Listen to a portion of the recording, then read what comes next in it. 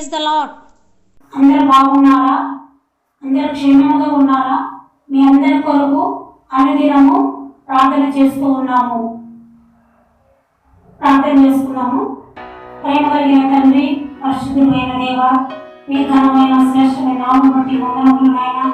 ఈ దినం ప్రభా మమ్మల్ని క్రీస్తులో బ్రతికించినందుకై వందనములు అయ్యా. మరి నీ వాక్యము ఈ దినము అయ్యా మరి ప్రభా మేము మరి చదువుతూ ఉంటున్నాం నాయన. అయ్యా మీరు మాతో మాట్లాడండి. అనేకులకు ఆశీర్వాదకరంగా మీ నామం మహిమ కలుగుతుండగా సహాయం చేయాలి. యేసయ్య నామములో ప్రార్థించని వేడుకుంటున్నాం తండ్రి.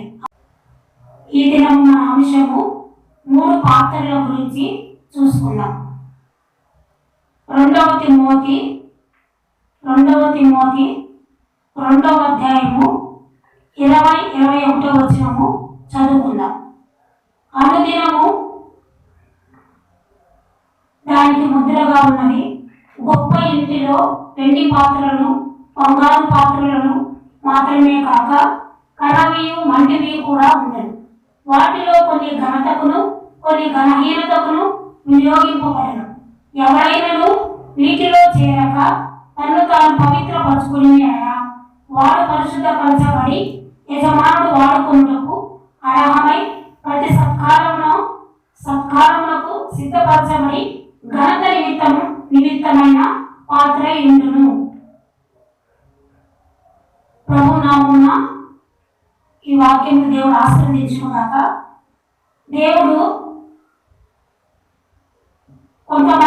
దేవుడు మట్టిలో నుండి మానవుల్ని చేస్తూ వచ్చాడు. 3 కుండలుగా దేవుడు తయారు చేస్తూ వచ్చాడు.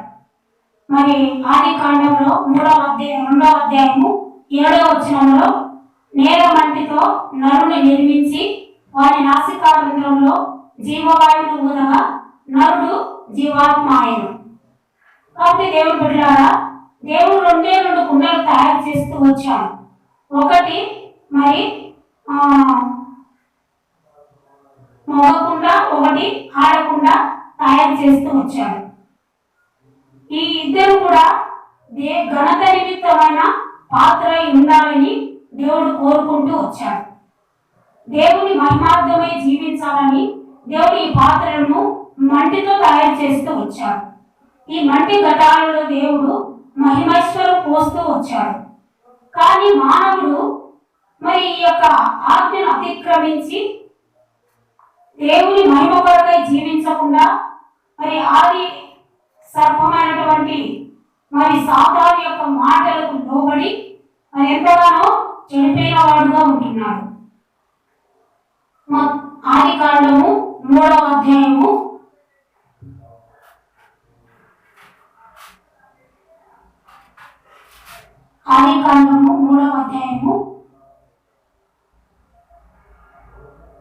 7వ వచనం. అప్పుడు వారిద్దరు కన్నులు తెరవబడను.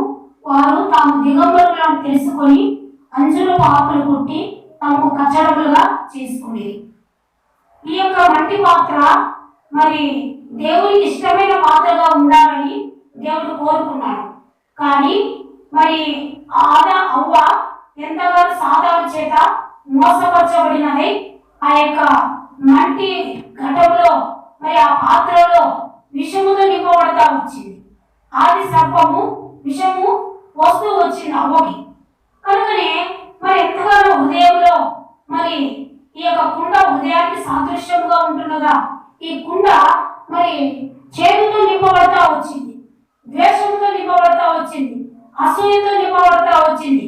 అందుకే మత్తయి సువార్తలో 23వ అధ్యాయంలో దేవుడు ఒక మాట సెలవిస్తా ఉన్నాడు. 23వ అధ్యాయము 25వ వచనం. అయ్యో వేషధారులైన శాస్త్రులారా, పరిసయ్యులారా, మీరు గిన్నెయు పళ్ళెమును విరబడి శుద్ధి చేయదురు కానీ అవి లోపల గోపుతోను అజితేంద్రముతోను నిండి ఉన్నవి. గుడ్డి పరిసయ్యుడా, గిన్నెయు పళ్ళెమును వెలుపల శుద్ధి అగునట్లుగా ముందు వాటి లోపల శుద్ధి చేయు. ఎప్పుడైతే మరి సాతాను ద్వారా అవ్వ మోసపరచబడి మరి పవిత్రాలలో ఉండాలనుకున్నటువంటి మరి జీవితాన్ని అపవిత్రం చేసుకుంటూ వచ్చింది. సాతానికు కుయుక్తి మాటలకు లోబడతా వచ్చింది. అందుకే ఆ హృదయం అనే కుండ మరి అజితేంద్రంతో నిండిపోయింది. మరి అందుకే మార్కు సువార్త 7:21 లోపల నుండి అనగా మనుషుల హృదయంలో నుండి మరి జారత్వములు, దొంగతనములు, లోభములు, చెడుతనములు, కృత్రిమములు, కామవికారములు, మత్సరములు, దేవదూషణ, అహంభావమును, అవివేకమును, ఇవన్నీ మనుషుని యొక్క హృదయంలో నుండే, మనుషుని యొక్క కుండలో నుండి బయలుదేరి మనుషుని అపవిత్రపరిచినటువంటిగా ఉంటుంది. కాబట్టి దేవుని బిడ్డలారా, ఈ యొక్క హృదయము దేవునికి పవిత్రంగా ఉండాల్సినటువంటి దాని బదులుగా మరి ఎంతగానో మరి ఈనాడు మరి లోకములో మరి సంఘాలలో ఎక్కడ చూసినా కూడా మరి ఈ యొక్క కోపము, ద్వేషము, అసూయ, పగతో నిండిపోయిన ఈ కుండను దేవుడు బాగు చేయాలని ఇష్టపడతా ఉన్నాడు. ఇంకా మరి విషము, ఈ కుండ విషముతో నిండిపోయింది. 2వ రాజుల గ్రంథం 4వ అధ్యాయము 39వ వచనం. అయితే ఒకడు పురాకులు ఏరుటకు పొలంలోనికి పోయి వెర్రి ద్రాక్ష చెట్టును చూసి దాని గుణం ఎరగక దాని తీగలు తెంపి ఒడి నిండా పోసుకొని వచ్చి వాటిని తిరిగి తరిగి కూర కుండలో వేసింది. తిరుటకు వారు ఒట్టిప్పగా ప్రవక్తల శిష్యులు రుచి చూసి దైవజనుడా, కుండలో విషమున్నదని కేకలు వేసి దానిని తినక మానిరి. ఈ 3 కుండలలో ఫస్ట్ కుండలో ఏముందంటే విషముతో నింపబడి ఉంది. ఈ పాపమని విషముతో నింపబడిన ఈ కుండను బాగు చేయడానికి కొరకై మరి ఒక విరుగుడు అవసరం. అది బాగు చేయడానికి ఒక మరి సర్వశక్తిమంతుడు అవసరం, రక్షకుడు అవసరం. 41వ వచనంలో అతడు పిండి కొంత తెమ్మనెను. వారు తేగ కుండలో వేసి జనులు భోజనం చేయటం వడ్డించుడని చెప్పగా వడ్డింపగా కుండలో మరియు జబ్బు కనిపింపకపోయేను. ఈ పిండి ప్రభువైన యేసుక్రీస్తు వారే. మరి ఆ పరలోకంలో మరి ఎంతగానో దేవుని చేత పొగడవలసినటువంటి ఆ దేవాది దేవుడు ఈ భూలోకంలో ఈ చెడిపోయిన కుండల కొరకై, పాపముతో నిండిపోయిన కుండల కొరకై, విషముతో నిండిపోయిన కుండ కొరకై మరి ఈ లోకానికి దిగి వచ్చి ఎంతగానో దేవుడు ఆ కలువరి శిలువలో మరి ఆ గొలగొతా కొండ మీద మరి 39 కొరడా దెబ్బలు, కాళ్ళ చేతులలో మేకులు, తలలో ముళ్ళ కిరీటము, మరి ఈ యొక్క పాపము కుండను విడిపించడానికి కొరకై, ఆ యొక్క విషము కలిగినటువంటి కుండను బాగు చేయడానికి కొరకై ఆయన శరీరాన్ని రక్తసిక్తం చేసుకుంటూ వచ్చాడు. ఆయన శరీరం నలగొట్టుకుంటూ వచ్చాడు. ఆయన శరీరం ముద్దగా చేయబడుతూ వచ్చింది. ఆయన శరీరము ఎంతగానో మరి నలగొట్టుకుంటూ, విరగొట్టుకుంటూ, ముద్దగా చేయబడి, పిండిగా చేయబడి ఈనాడు మరి మనకు ఆయన ఒక రొట్టెగా మార్చబడుతూ వచ్చాడు. కాబట్టి దేవుని బిడ్డలారా, ఒక గోధుమ గింజ మరి ఒక రొట్టె చేసుకోవడానికి మిషన్లోకి వెళ్ళి ఏ విధంగా నలిగిపోయి విరిగిపోయి అది పిండిగా రాబడుతుందో, ఆ పిండిని ఏ విధంగా ముద్దగా చేయబడి మరి ఆ యొక్క పిండిని మరి రొట్టెగా ఏ విధంగా పెన మీద కాలుస్తారో ఆ విధంగా యేసు ప్రభువారు ఈ పాపపు కుండను బాగు చేయడానికి కొరకై మరి ఆయన ముద్దగా చేయబడుతూ వచ్చాడు. ఆ పిండి ఆ కుండలో వేసినప్పుడు ఆ విషమంతా కూడా తొలగిపోతుంది, ఆ పాపమంతా కూడా తొలగిపోతుంది. ఏ పాపం మీద ఆయన నీ కోసం నా కోసం ఆ కలువరి శిలువలో పాపంగా చేయబడుతూ వచ్చాడు. ఏ దోషం మీద ఆయన నీ కొరకై నా కొరకై దోషిగా నిలబడుతూ వచ్చాడు. పాపపు కుండను బాగు చేయడానికి కొరకై ఈ కుండను ఘనత నిమిత్తమైన పాత్రగా యజమానుడు వాడుకుంటూ ఘనమైన పాత్రగా చేయడానికి కొరకై దేవుడంత గొప్ప త్యాగాన్ని చేస్తూ వచ్చాడు. ఎవరైతే ఆ యొక్క యేసయ్యను కోరుకుంటారో మన కుండలో, ఈ హృదయం అనే కుండలో ఉన్నటువంటి పాపపు విషమంతా కూడా తొలగిపోయి పవిత్రపరచబడుతుంది. 2వ కుండ చూసుకున్నాము. యోహాను సువార్త 2వ అధ్యాయము 6 నుంచి 9 వరకు చదువుకుందాం. ఆయన తల్లి పరిచారకులను చూచి ఆయన మీతో చెప్పినది చేయుడను. యూదుల శుద్ధీకరణ ఆచార ప్రకారము 2-3 తూములు పట్టు 6 రాతి బాణలు అక్కడ ఉంచబడి ఉండేను. యేసు ఆ బాణలు నీళ్లతో నింపుడని వారితో చెప్పగా వారు వాటిని అంచుల మటుకు నింపిరి. అప్పుడు ఆయన వారితో, మీరు ఇప్పుడు ముంచి విందు ప్రధాని యొద్దకు తీసుకొని పోండి అని చెప్పగా వారు తీసుకొని పోయిరి. ఆ ద్రాక్షారసం ఎక్కడ నుండి వచ్చునో ఆ నీళ్లు ముంచి తీసుకొని పోయిన పరిచారకులకే తెలిసినది కానీ విందు ప్రధానికి తెలియకపోయాను. దేవుని బిడ్డలారా, ఇక్కడ మరి రెండవ కుండ గురించి చూసుకుందాం. నీళ్ళ కుండ. మరి ఈ కుండలో నుంచి మరి ఈ కుండ నీళ్లతో కడగబడాలి, దేవుని యొక్క రక్తముతో కడగబడాలి. అయితే ఇక్కడ మరి కానాని ఒక ఊరిలో ఒక వివాహం జరిగినప్పుడు అక్కడ ద్రాక్షారసం అయిపోయింది. ద్రాక్షారసం అయిపోయినప్పుడు అక్కడ మరి యేసు ప్రభు వారి తల్లి మరి యేసు ప్రభు ఆ వివాహానికి పిలువబడుతూ వచ్చారు.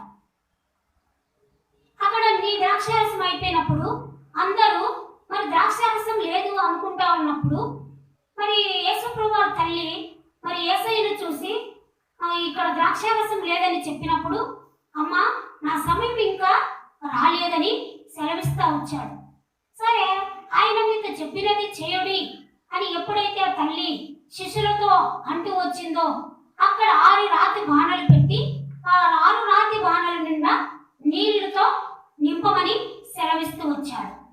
దేవుని బిడ్డలారా, మరి ఈ నీళ్లు మరి కుండలతో నింపబడుతూ వచ్చినప్పుడు అక్కడ ఉన్నటువంటి ఆ కొరత తీరిపోవడానికి కొరకై, ఆ యొక్క వివాహంలో మరి అవమాన పాలు కాకుండా ఉండటానికి కొరకై, మరి అక్కడ దేవుని క్రియ మహిమపరచబడటానికి కొరకై మరి దేవుడు అక్కడ ఒక గొప్ప అద్భుతం చేస్తూ వచ్చాడు, గొప్ప సూచక్రియ చేస్తూ వచ్చాడు.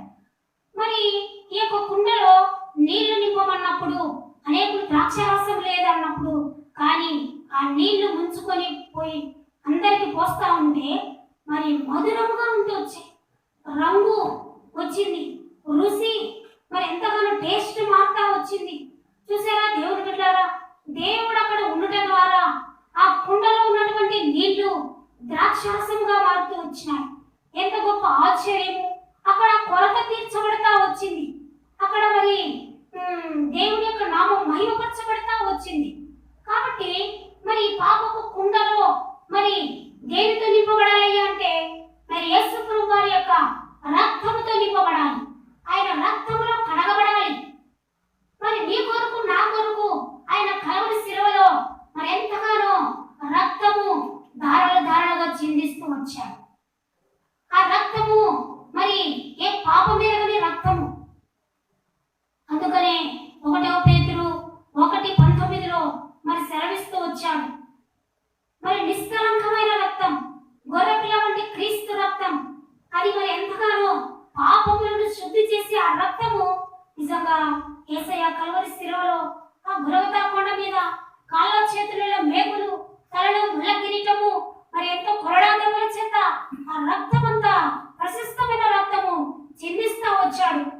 అందుకే యోహాను సువార్త 19వ అధ్యాయము 34వ వచనంలో కూడా మరి ఆయన శిలువలో మరి అక్కడ శిలువ వేస్తూ వచ్చినప్పుడు ఒక మాట, చక్కటి మాట సెలవిస్తూ వచ్చాడు. సైనికులలో ఒకడు ఈటతో ఆయనను ప్రక్కన పొడిచెను, వెంటనే రక్తమును నీళ్లును కారెను. చూసారా దేవుని బిడ్డలారా, మరి పాపపు కుండను కడిగి వేయటానికి కొరకై ఆ కలవరి శిలువలో మరి యేసు ప్రభు వారు ఆఖరు బట్టి వరకు కూడా మరి ఈ నీళ్లు రక్తం కారుతూ వచ్చింది.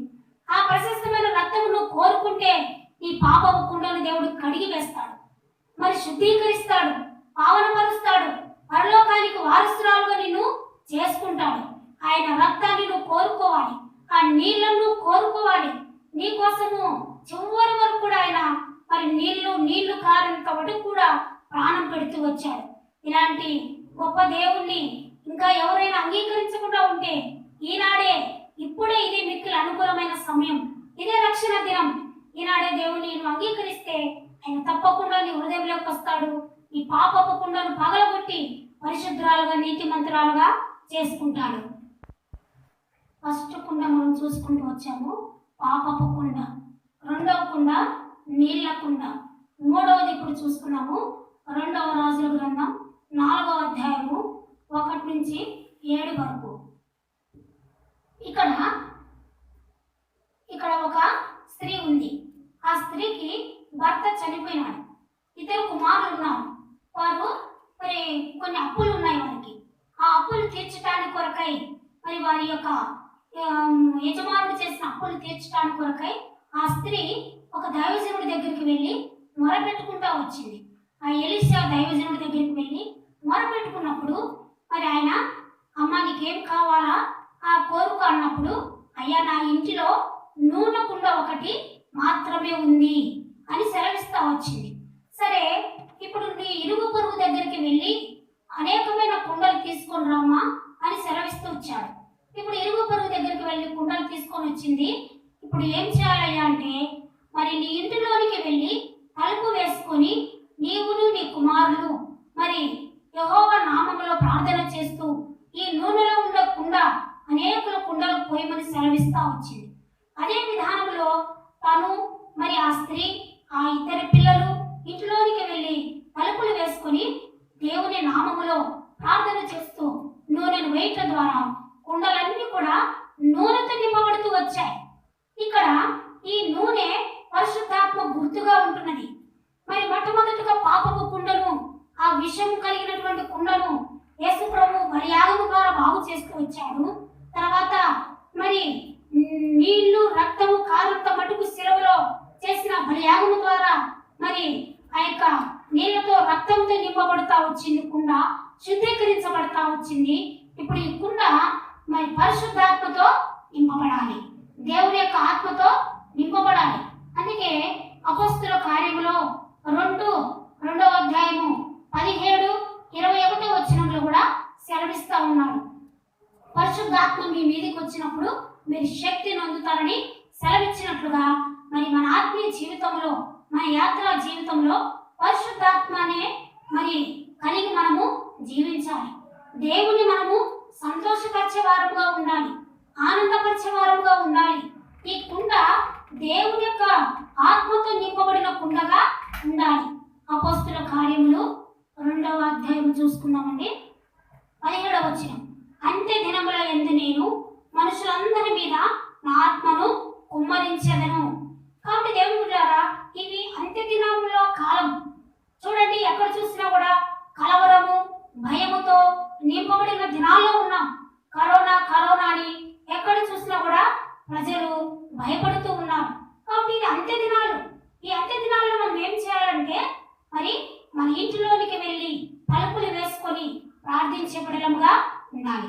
ఆ విధంగా ప్రార్థించే బిడలంగా ఉన్నప్పుడు పరిశుద్ధాత్మ శక్తి మన మీదకి కుమ్మరించబడుతుంది, మన కుండలో నింపబడుతుంది. ఆ విధంగా ఉన్నప్పుడు మనం ఆత్మీయంగా ఎదగలుగుతాము. మరి దేవుని కొరకు సిద్ధపడిన వారంగా ఉంటాం. ఆయన రాకడొస్తే మనము ఎత్తబడే వారంగా ఉంటాం. దేవుడు తన వాక్యమును దీవించును గాక.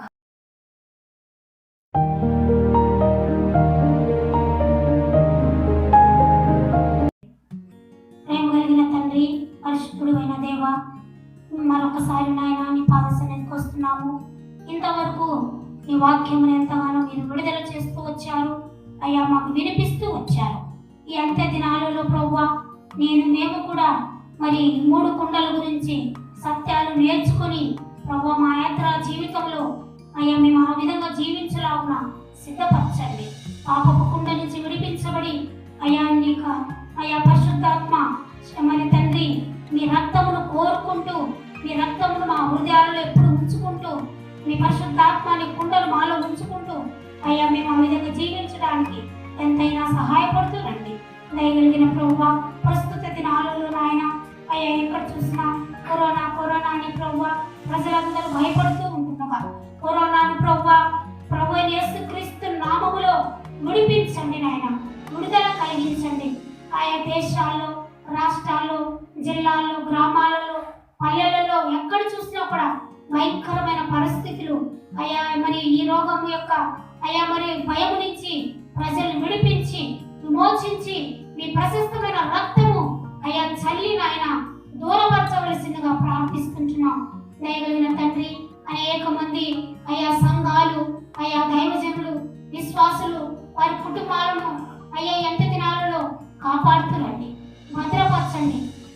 నిరీక్షణ కలిగిన వారులారా రండి, మరలా మీ కోటలో ప్రవేశించుడి, మీకు 200 మేలు చేస్తానని సెలవిచ్చినటువంటి దేవా, ఎవరైతే నాయన వ్యాధుల్లో, బాధల్లో, బలహీనతలో, కృంగుదలలో, నిరాశలో, నిస్సహాయ స్థితిలో, అయ్యా దిక్కుతోచని పరిస్థితులలో, వస్త్రాలు లేక, ఆహారము లేక, అయ్యా ఎంతమంది బాధపడుతున్నారో ప్రభువా, వారందరికీ కూడా అయ్యా మీ చేయూతనివ్వండి.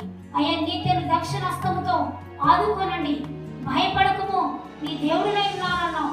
దిగులు పడకము, నీతిని దక్షిణాస్తంతో నేను ఆదుకుంటానన్నావు ప్రభువా. యెషయా 41:9-10 ప్రకారం నాయన ఆ విధంగా మీరు జ్ఞాపకం చేసుకుని దేశాన్ని, ప్రజలను, సంఘాలను, అనేక మంది బిడ్డలను కాపాడుతూ రావాల్సిందిగా ప్రార్థిస్తూ అయ్యా మరి ప్రభువా యూట్యూబ్ చూస్తున్న ప్రజలందరినీ కూడా మీరు జ్ఞాపకం చేసుకొని అందరికీ ప్రభువా మీ ఆదరణ, మీ నెమ్మది, మీ యొక్క సమాధానమును అయ్యా మీరు దయచేయవలసిందిగా ప్రార్థిస్తూ దయగలిగిన తండ్రి ఈ సమయాన్ని మీరు మాకు అనుగ్రహించినందులకై వందనములు, స్తోత్రములు చెల్లిస్తూ ఘనమైన యేసుక్రీస్తు నామములో స్తుతించి ప్రార్థించి దీన మనసుతో అడిగి వేడుకుంటున్నాం తండ్రి. ఆమేన్.